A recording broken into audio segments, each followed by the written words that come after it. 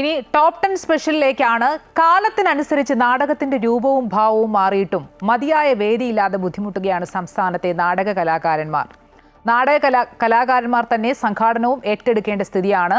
സർക്കാരും സാംസ്കാരിക വകുപ്പും കാര്യക്ഷമമായി ഇടപെടണമെന്നാണ് ഇവരുടെ ആവശ്യം.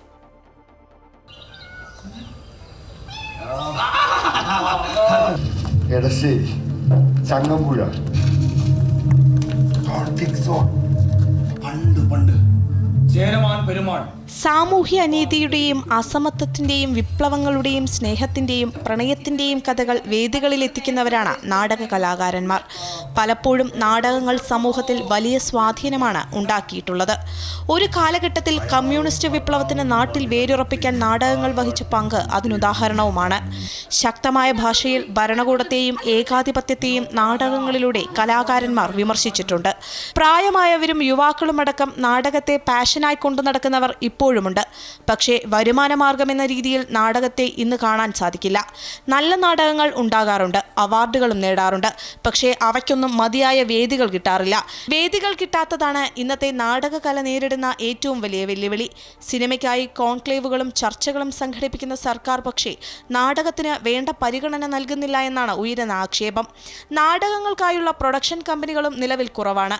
സർക്കാരും സാംസ്കാരിക വകുപ്പും ഇടപെട്ട് നാടക കലാകാരന്മാർക്ക് വേണ്ട വേദികൾ ലഭിക്കാനുള്ള നടപടികൾ സ്വീകരിക്കണമെന്നാണ് അവർക്ക് ആവശ്യപ്പെടാനുള്ളത്.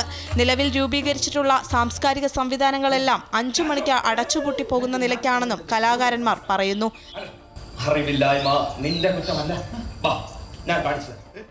സമൂഹത്തിലെ അസമത്വങ്ങളെ, അനീതികളെ വിളിച്ചു പറയാൻ കലയേക്കാൾ മഹത്തായ മറ്റൊന്നില്ല. അതിൽ നാടകങ്ങൾ വഹിച്ച പങ്കും ചെറുതല്ല. ഇനി ഈ നാടക കലാകാരന്മാർക്ക് വേണ്ടത് അതിനുള്ള വേദികളാണ്. അതിനായുള്ള സർക്കാർ ഇടപെടലാണ്.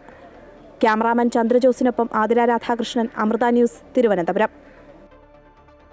ആവശ്യത്തിന് വേദികളില്ലാത്തതും അതുപോലെ തന്നെ പ്രൊഡക്ഷൻ കമ്പനികളില്ലാത്തതുമാണ് നാടക മേഖലയ്ക്ക് വെല്ലുവിളിയാകുന്നതെന്ന് കലാകാരന്മാർ പറയുന്നു.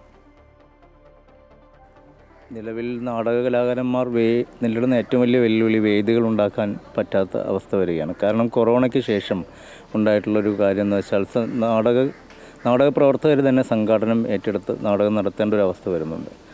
അപ്പോൾ അത് ഒരുപാട് അവതരണങ്ങൾ ഉണ്ടാവുന്നുണ്ടെങ്കിലും അത് കളിക്കപ്പെടാൻ ഉള്ള സാധ്യതകൾ കുറഞ്ഞു വന്നു തുടങ്ങി എന്നതാണ് അതിൽ ഏറ്റവും വലിയൊരു സങ്കടകരമായ സംഗതി. ഈ പ്രൊഫഷൻ തിരഞ്ഞെടുത്ത ഒരുപാട് പേര് ഇത് ഉപജീവന മാർഗമായി നാടകത്തെ കാണുന്നവരുണ്ട്, കൊണ്ട് നടക്കുന്നവരുണ്ട്.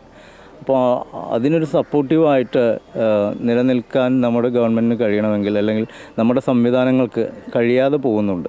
കാരണം 6 മണിക്ക് അടയ്ക്കുന്നൊരു ഓഫീസ് മാത്രമായിട്ട് സാംസ്കാരിക നിലയങ്ങൾ മാറിക്കൊണ്ടിരിക്കുകയാണ്. അപ്പോൾ അതിനപ്പുറത്തേക്ക് നാടകകലാകാരന്മാരുടെ അവതരണങ്ങൾക്ക് വേദി കണ്ടെത്താനുള്ള, അത് അവരുടെ വർക്കാണോ അല്ലയോ എന്നല്ല, അതിന് ഉള്ളൊരു സൗകര്യമുള്ള ഇടങ്ങളെങ്കിലും തുറന്നു കൊടുക്കാൻ പറ്റുന്നൊരു സാഹചര്യം ഉണ്ടാക്കിയെടുക്കണം. മറ്റു പല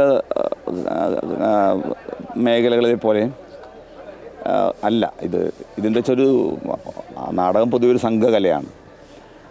ആ സംഘകല എന്നുള്ള ഒരു കരുത്താണ് ഇതിന് നിലനിർത്തുന്നത്.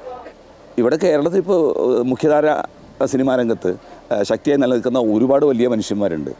അവരൊക്കെ സാംസ്കാരിക സംഗതികളെക്കുറിച്ച് ഭയങ്കര തോതിൽ സംസാരിക്കാറുണ്ട്, നിലപാടുകൾ പറയാറുണ്ട്. പക്ഷേ ആർക്കെങ്കിലും ഒരാൾക്കെങ്കിലും ഇന്നുവരെ ഒരു നാടകത്തിൻ്റെ പ്രൊഡക്ഷൻ കമ്പനിയെക്കുറിച്ച് ചിന്തിക്കാൻ തോന്നിയിട്ടില്ല എന്നുള്ളതല്ലേ. നമുക്കിനി വേണ്ടതെന്ന് പറഞ്ഞാൽ ഗവൺമെൻറ്റിൻ്റെ തലത്തു നിന്നും മീഡിയാസിൻ്റെ ഭാഗത്തു നിന്നും ഒക്കെ തന്നെ തിയേറ്ററിന് കുറച്ചുകൂടെ അതിൻ്റെ അർഹിക്കുന്ന ഇടം കൊടുക്കുക എന്നുള്ളത്, അതിൻ്റെ വാല്യൂ എത്തിക്കുക എന്നുള്ളതാണ്. പക്ഷേ ഒരു നല്ല വലിയ ശാഖകൾ ഉണ്ടായിട്ടുണ്ട്. തമ്പ് പോലെ തന്നെ പ്രവർത്തിക്കുന്ന 30ഓളം തിയേറ്റർ ഗ്രൂപ്പുകൾ ഇപ്പോൾ കേരളത്തിൽ സജീവമായിട്ടുണ്ട്. ഇവരൊക്കെ ഒരു പരിവർത്തനത്തിന് വേണ്ടിയിട്ട് നാട്ടിൻ്റെ പ്രശ്നങ്ങൾ അഡ്രസ്സ് ചെയ്യുന്ന നാടകങ്ങൾ രൂപപ്പെടുത്തുകയും നിരന്തരമായി ചെയ്യുകയും ചെയ്യുന്നുണ്ട്.